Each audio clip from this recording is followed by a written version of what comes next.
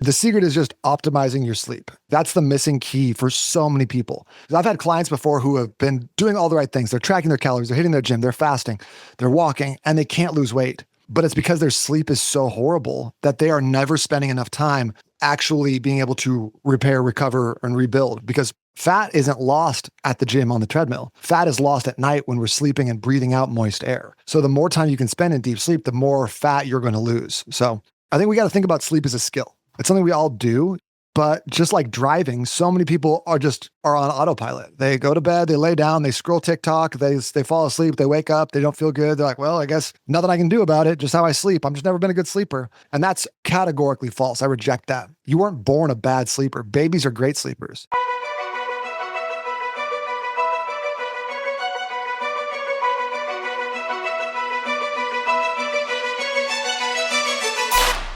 Nate, I'm so glad we get to connect again. I love following your stuff. I love what you're doing. I love your new passion with jiu-jitsu. It fires me up, and I want to talk to you about that later too. But I love all your tips on sleep and just diet and fitness for people like me who are in their mid-40s. And I'm not quite as lean as I want to be. And I'm looking for little things to adjust in my routine to look a little bit better and feel a bit better. So that's really what I want to dive into today. Awesome. Let's do it. So, brother, how did you discover jiu-jitsu? Well, I feel like I've been kind of hearing about it for a while. Like a lot of people that I like and respect are doing it. I did a semester of it in college, but I kept hurting my neck because I have a really long, skinny neck. And so I would just kind of like, oh, maybe it's not for me then. So fast forward to about like maybe 2 years ago, my buddy Joe I work in a real estate office, and he is like the office manager here. He runs his own business and everything. So he kept telling me to get how he liked jiu-jitsu and how he's getting into it. And he's doing all these things. So I was working with him to help him get ready for a world masters. So we got him down from like 238 to down to like under 208, shredded. And then I went to Vegas with him and supported him at the actual competition. And so everyone I was around was doing jiu-jitsu. And so he's like, come to a class. So I just eventually went to a class with him at his gym and was like, oh, this is horrible. This is literally the worst thing I've ever done, because I've been training for almost 20 years. I've been in shape, doing all the things.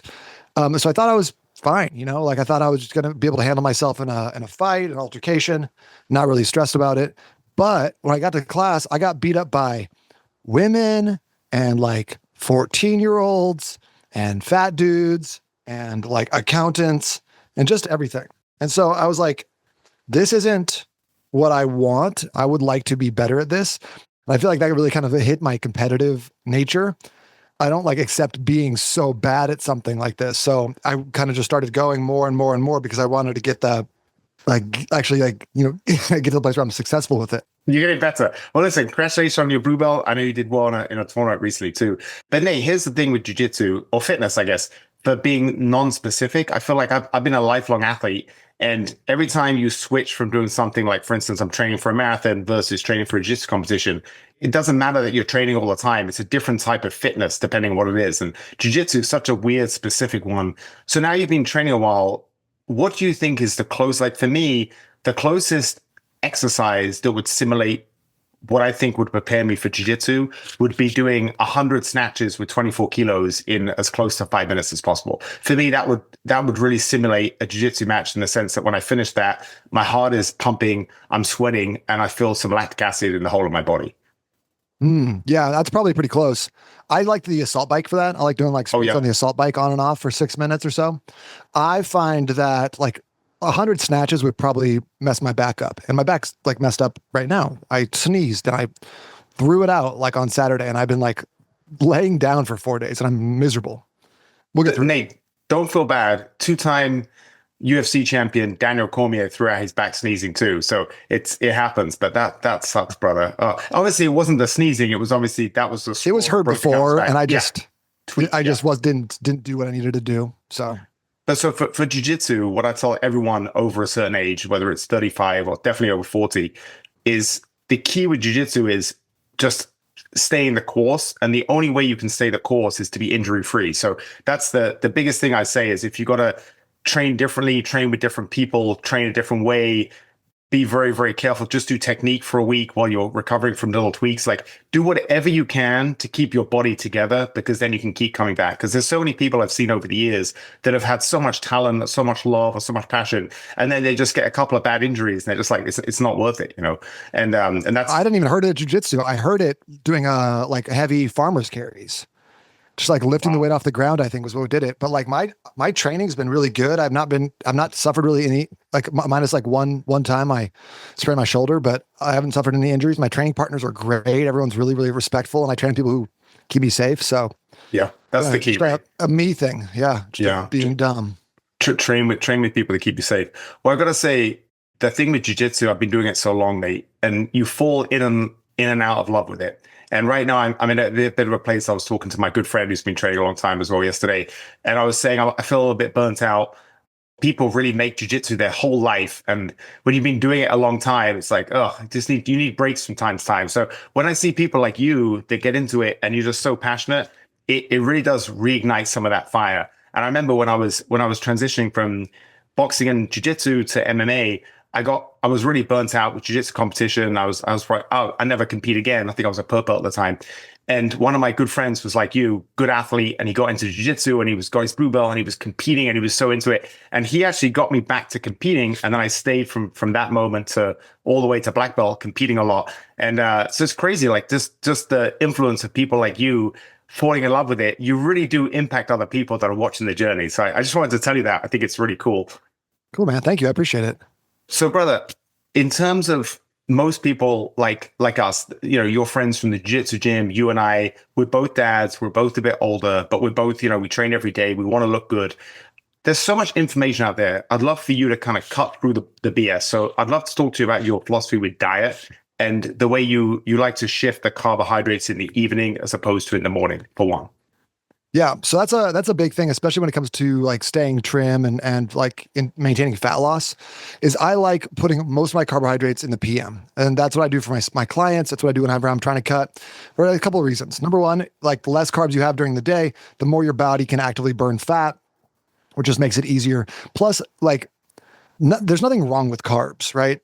But the way that we have carbs right now in the US, they're mostly highly processed. They mostly have some sort of additional sugars in them. They're just not super healthy or nutrient dense. So I say cut out carbs until the PM, because normally in the PM, you're gonna have rice, maybe you'll have spaghetti, you'll have some sourdough bread, you'll have some beans, you'll have some potatoes. There's a little bit more healthy carbs, more like complex carb sources, which is kind of what we're going for. The carbs during the day, it's like, that's where like bread, you find a lot of like French fries, candy, different little things that kind of just add up and decrease our ability to recover. So I want to make sure that it's still like, it's kind of just a catch-all rule that ends up playing out really well. And while like you can absolutely have carbs in the morning and be successful and healthy, and I have like a piece of fruit every morning. I think that just being aware of that and bringing your awareness to where are you getting your carbs from? Can we push those off to a little bit later? Just brings that cognition to your meals that you wouldn't get otherwise. So now you have better, higher quality meals. You're focused more on protein at the breakfast and at lunch. And then going into the afternoon or the evening, you're like, if you want to have a glass of wine, or if you want to have dessert, you've created a lot of space. It's almost like a nutritional airbag or insurance policy. So you're able to do the things that you want to do because you've done what you needed to do early in the day. That makes sense. What about if, say tomorrow morning, I want to do a long run, say I'm going to run 13 miles. Would I want to have a bigger evening dinner with more carbs the night before? Do you believe in like changing your diet versus what you're doing? Whereas if I was going to have a rest day tomorrow and I'm going to be very sedentary and not burn many calories, then I would have a much lighter dinner. Do you believe in kind of tweaking your meals for activity? Absolutely. And I think that also, like, what I would like to get people to get to is the idea of intuitive eating, where you're eating to fuel your body based off of what you need and not necessarily just what looks good. But the problem with intuitive eating is that I'm going to intuitively eat an entire sleeve of Thin Mints because they're there and I'm hungry and I want them. But so if we've got like a sugar addiction and you have kind of a weird disordered relationship with food, we can't eat intuitively. But when you get to the point where you're training a lot, you're focused on those high quality food sources, you're eating a lot of like grass-fed meat, complex carbohydrates, limiting your sugar intake, fruits and vegetables, then it becomes a lot easier to eat intuitively and do exactly what you said. I'm going to have a long run tomorrow. I probably need a little bit more carbohydrates, or I trained really hard this morning. My body's craving some more calories, so I'm going to have seconds of my dinner. And once we get to that point, it just becomes so much more simple because now we are working alongside our hormones and our body's natural processes rather than trying to like fit a square peg into a round hole or just like bang our head against a wall and white knuckle something because we're eliminating calories or we're like on a cut or something like that. And we're just trying to force it rather than eating the right foods at the right time because they are fueling us in the right way. Yeah, totally. That makes sense. So what do you think about like the intermittent fasting? Because for a while I was doing it where I tried to not eat for the first few hours of my day and then not eat before dinner. And then I realized, I feel like there's so much information out there. I feel like for me, it was better to, if I was going to make a shake in the morning and not when I was fasting, I would make a shake in the morning and then have it. Normally I train jiu-jitsu at noon or I work out around noon, then have it after that workout. And then I started splitting the shake. So I'd have half of it pretty early, like the first hour of waking up. So I have some fuel and nutrients after I've been sleeping and then have the rest after I'm training and then try to just not eat the last few hours before I go to bed because that's not good for my insulin levels. So like, what do you think for someone like me, I should be completely focusing on shortening the eating window, or you think it's okay to have some food in the morning, some like a shake with nutrients, protein and minerals and all the stuff that I put in there, all the superfoods for kind of early on after waking up? My hot take on this is that intermittent fasting is not beneficial in any other way than cutting out one meal a day. Gotcha. Like you're not really getting into the autophagy process until after 16 hours anyways. So that's why I always promote the 24-hour fast, which is worth at least 3.5, 4 of a 16-hour fast. So the problem I have with the intermittent fasting is that most of the time people intermittent fast and they eat, then they overeat at lunch because they're starving. Right. So I don't love it. I just don't think there's a huge point to doing it. If it works for you and you absolutely love it and it works for your schedule, great.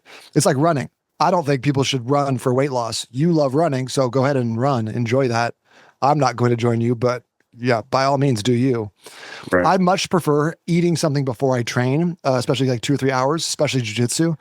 But what we're seeing recently is in some of these, like the literature, is that if you're not fueled, if you don't have amino acids in your system, some sort of protein source, you are going to break down muscle tissue when you're training.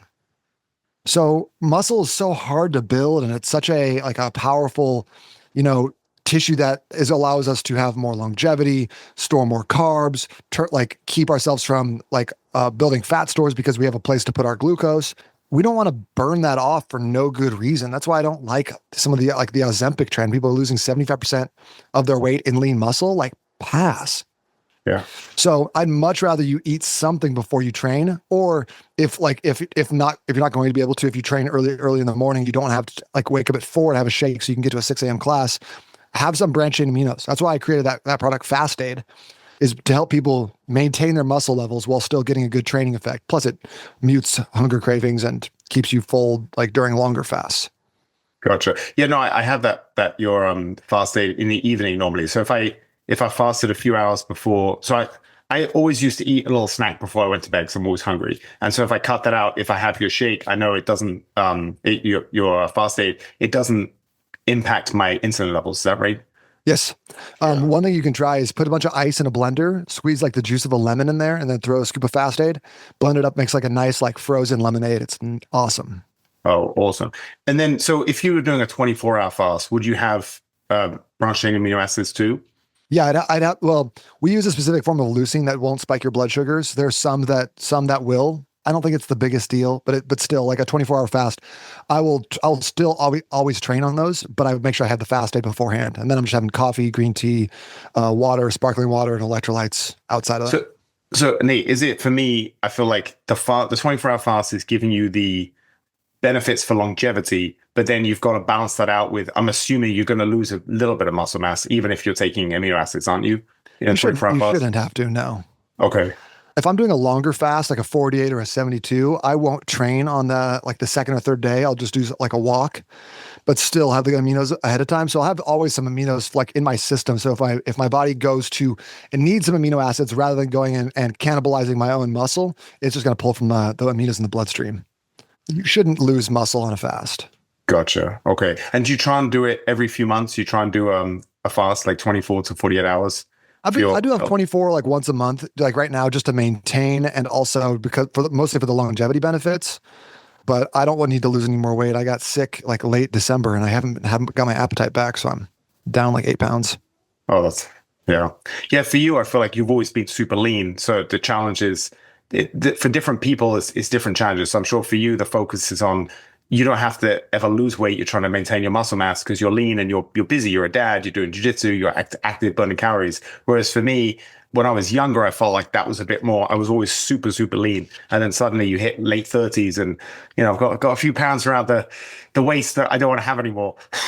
So that was kind of the last thing I want to talk to you about, Nate, was I know you've been doing a deep dive on sleep. And I know that for fat loss, that's such a big thing is getting good sleep, lowering your stress levels and getting the cortisol out of your body. Can you talk a little bit about some of your strategies for just getting into I know you have the wearables and you're really focusing on trying to make sure that you're getting the good type of deep sleep that you need. Yeah. So most of my clients are really like busy entrepreneurs, SEAL executives, people who kind of have that all or nothing, just like go, go, go mentality. And so a lot of times with that comes like the idea of like, I'll sleep when I'm dead, like so I'll sleep for the week, but I don't think that that's really the appropriate thing, especially as we get older. The more we can sleep, the better we're going to feel, the better our bodies are going to recover. So I think it's important to not just get good sleep, but to make sure that we're getting at least 90 minutes of REM sleep and at least 90 minutes of deep sleep. If you can bump that up to like 2 hours of each, amazing. Like if you can get 50% of your sleep in those deep restorative states during the night, that's fantastic. But what I found is that some people still aren't going to go, like they're not going to go to sleep and give themselves 8 hours in bed, or they are going to give themselves 8 hours on the dot in bed, but they're really only getting 6.5 hours of sleep out of that. So we want to make sure that the time spent in bed is going to actively help them recover, repair, rebuild, make sure that they're not getting like Alzheimer's, dementia. And like, if you can nail this down, this is going to allow people to live like 5 years longer, 4.9 years longer on average, the people who are getting poor sleep. You're going to cut your risk of heart disease in half by getting your sleep dialed in. And you're going to lower your risk of dementia and Alzheimer's by get this 90% if you can hit these metrics on a regular basis. And the secret is just optimizing your sleep. Like that's the missing key for so many people. Because I've had clients before who have been doing all the right things. They're tracking their calories, they're hitting their gym, they're fasting, they're walking, and they can't lose weight. But it's because their sleep is so horrible that they are never spending enough time actually being able to repair, recover, and rebuild. Because fat isn't lost at the gym on the treadmill. Fat is lost at night when we're sleeping and breathing out moist air.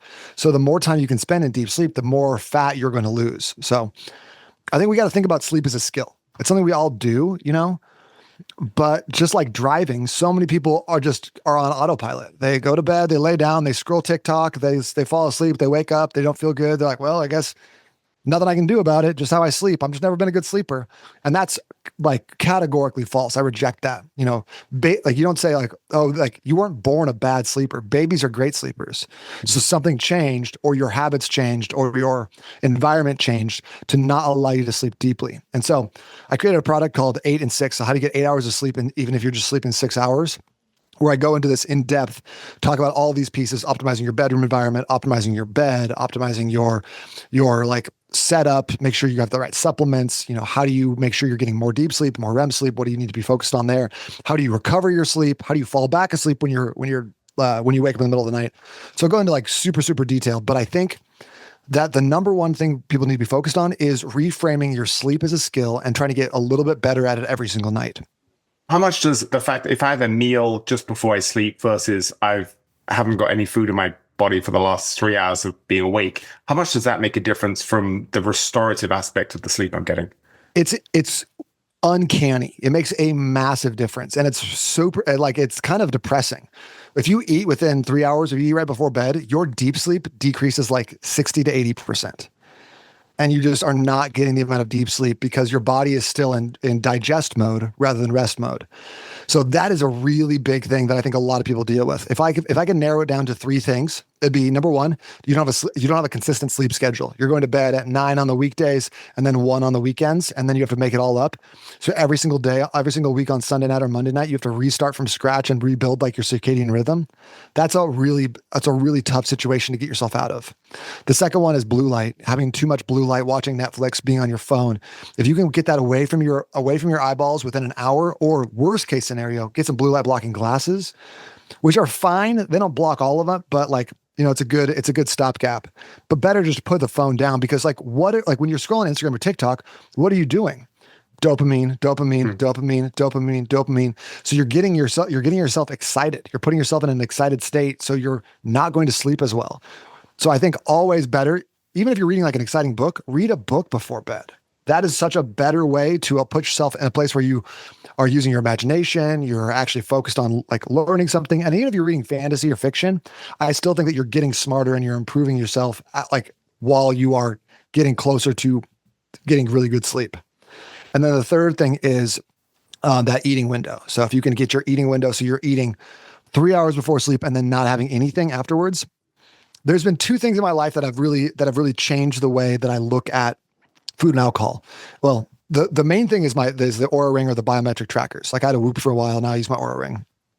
But when I saw the effect that alcohol had on my sleep, I've pushed it back to maybe drinking like once a month, once every other month now. I just don't drink that much. I didn't drink on New Year's, went to sleep at 10:30.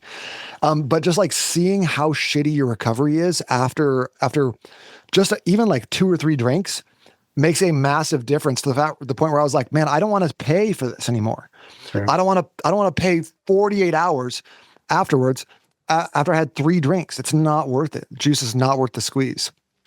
And then seeing how much it affected me to eat late at night, even if I was having a protein shake or something healthy, and then just my deep sleep would just be in the toilet. And that's like so frustrating, because I'm like, I have control over this. And like those two things allowed me to eliminate some kind of negative habits, of snacking on the couch, watching Netflix, and also, drinking every weekend. Yeah, I'm very disciplined, but the discipline of the last few hours of my day is when it's definitely at the weakest. And I'm very inspired, brother. I know you have to run, but I'm really going to make those changes, because for years I've been doing everything right except this. So my sleep has been suffering. And it's just like you said, you had a beautiful comment about, you're a dad and you're with your kids and you're exhausted. And you're just like, it's just so frustrating, because, you and I, we want to be our best selves, but it's so hard when you're tired. I feel like Napoleon had a great quote. He said, everyone's a coward when they're tired, or something like that. Vince Lombardi said, fatigue makes cowards of all men. Yeah, exactly. Yeah, very, very similar to that. But that's a great quote. And it's so true. You see the most badass UFC fighters, and if they're just exhausted in that last 2 minutes of that last round, they got nothing left. And it's crazy to see how much fatigue affects us. So that's one thing I learned when I started combat sports. The first boxing match I had, I was 24, and I was out late the night before with a young lady, and I didn't get much good sleep. And I remember that the third round I've never felt that exhaustion before. And I trained hard. I was sparring in the gym, multiple rounds and everything. But I remember after that saying, okay, it's not skill so much as endurance at the amateur boxing level. And I think I won the Golden Gloves. I don't think I was the best boxer in that division, but I was in insane shape, and I just killed everyone with cardio. And I think it's so true. And then there's the same thing with us being with our kids. When you're energetic, you're in a good mood, you want to get on your knees and you want to play with them and you want to be engaged. And when you're tired, everything's just like, oh. It's a struggle. Yeah. But I think most people are going through life at about 60% of their maximum abilities. Everyone is walking around as if they have a head cold all the time. And they don't even realize what it would feel like to be at 100%. It's just like, that's the main thing I want to solve with my sleep 8 and 6 sleep system. Like, everyone's walking around feeling like crap all the time. How do we get them back to being 100% where they actually experience that? Because I think that once you experience 100%, then it's much easier to make those choices in the moment of like, nah, I don't want that cookie. No, I'm not going to watch another Netflix show. No, I'm going to avoid alcohol at this party, because you're like, I know what it feels like to feel great. And I love feeling great. But if you don't ever feel great, it's like, who gives a shit then? Just eat have another 4 Coors Lights, have a couple cookies right before bed. Like, you're like, I already don't feel good. This is going to make me temporarily happy. And I haven't had happiness in my life in like the last 8 months. So that's so true. Well, what you said about the juice being worth the squeeze, I think that's such a good that's so good. That's such a good metric for so many things in life. Like every time I say yes to say some kind of bullshit networking event that I don't really want to go to, and I'll go. It's like I'm not just going to an event that I'm not really interested in. I'm saying no to spending time with my son after work, before he goes to bed. It's like these little things. Like there is a trade-off every single time we say yes to something, we're saying no to something else. So I really love that framing for the late night snacking.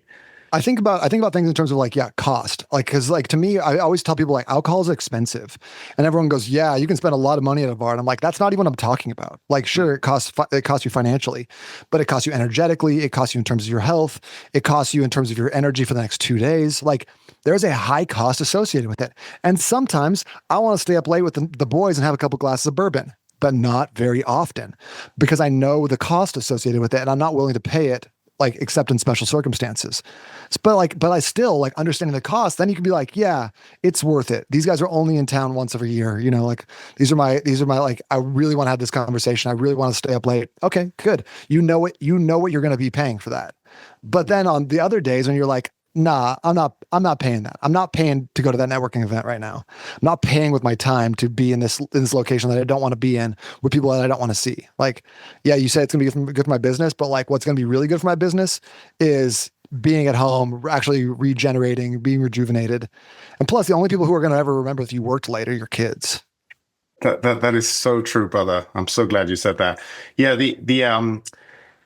I know there's so much in the recent like kind of longevity, all the longevity stuff that people talk about. They're saying the most important thing for men who do a much worse job than women is just a lot of men don't maintain friendships. They get to the retirement age, they don't really have a rich social network, and then that's one of the biggest things with living a healthy life is you're around kindred spirits and friends, and men need to be around other men. I think it's so important. But that's to bring this back to jiu-jitsu. That's always what I say. Why I love jiu-jitsu is you're doing something physical and healthy and intellectually challenging with people that are either your friends or they become your friends, and you don't have any negative hangover like you would if you went out drinking with your friends all night. So it's a way of getting that social connection in a very healthy way. And I was just thinking the other day, I'm like, man, there's some people from jiu-jitsu who I've never really hung out with socially, but I really, I love them as friends. And we don't have hour-long conversations, just little bits here and there after training or between rounds sometimes. But like you have such a warmth towards them because you're kindred spirits on the same journey. So I think that's such a cool benefit for jiu-jitsu. And if you don't do jiu-jitsu, man, if you're a runner, join a running club. If you're, whatever you're into, there's people you can find that are into that same thing. So I think that's so good to find your tribe. And so you can get that social aspect, but not in a negative environment, in a positive environment. For the last 5 years, I've been running a workout at my house on Saturdays called Savage Saturday. And that's been a really great way to connect with other dudes and like just kind of push ourselves, because I really believe that like jiu-jitsu is like a prime example of this. But it's like hard to be good friends with somebody as a guy if you don't know what they're made of. And I think that you get that at an accelerated pace in jiu-jitsu where you get to see somebody's heart, and you can tell the kind of man they are by how they conduct themselves when they are tired, when they are fatigued between rounds, that sort of thing. But also like, yeah, if you're in a running club or if you're working out together, like you get to see what people are made of. And I think that's the only way to really solidify a friendship, like as a man, in my opinion, is by understanding deeply what these guys are going through, what they're pushing towards, and then like seeing what they do when things get really hard for them. Do they step up? They back down? Like where are they at? And I think that's a really cool aspect that you get in jiu-jitsu that it's hard to find other places. You get 5 minutes, if you're going to mess, if you like somebody or not. 100%. Last thing, Nate, I know you're really big on trying to be the best parent you can be. Is there anything that maybe the last like year or two, any kind of insights that you've got that you probably, wish you could have told yourself when you first became a parent on just being the best dad? Because I feel like for people like you and I, we're not alone. So many people struggle with trying to balance a social life, an activity, your career, time with your kids. Is like, I feel like we're juggling so much. Whereas when I look back to my dad, he was a pilot. He'd be gone for a week and then be at home for a week with no cell phone, no distractions. And he was just the most present father because he had nothing, no other demands on himself. Well, I mean, I feel like constantly like convicted about my cell phone use in front of the kids. So when one of my kids was like, "Can you put your phone down?" I'm like, "Ah, I suck." But I think one of the things that's been working well is bringing the kids along for things, being like, yeah, we're going to go, even just like running an errand. But I love like being like, hey, I'm going to go work out. I'm coming to the garage with me. We're going to go in the backyard. We're going to do this thing together. Hey, you're going to help me out with like this, some yard work, and the kids just love being around and being included. My kids are always like, what can we do? Can I help you with dinner? Can I do all these things? And a lot of times it's easier for me to just be like, no, I'm going to do it because I'm faster and you pour a lot of sauce on the counter. But like just letting them do it is so rewarding for them and they light up. And it also fosters the kind of environment where I want them to be able to make mistakes and I want them to be able to be resilient and figure stuff out on their own. So like sometimes I just like want to be like, no, just do it like this. And then I'm like, okay, just let them figure it out. Let them do it themselves. And that's been helpful. It's stressful because I like to control stuff, but it's been good. Nate, you just brought back some of my fondest childhood memories of me in my backyard helping my dad as a kid. So that's so true. Kids really would do, they want to be there. They want to be included. That's really awesome advice. My man, it's always a pleasure when we connect. I know you're running a busy schedule, so thanks for squeezing me in. I know it was last minute today, but really, really love connecting with you always. I always learn so much and really proud of you, man. Keep up the jiu-jitsu journey and I can't wait to get back on the mats. And for anyone listening, Nate and I have rolled and he's an absolute beast. So it was a true pleasure, brother. Thank you very much for having me on, Lawrence. I appreciate you.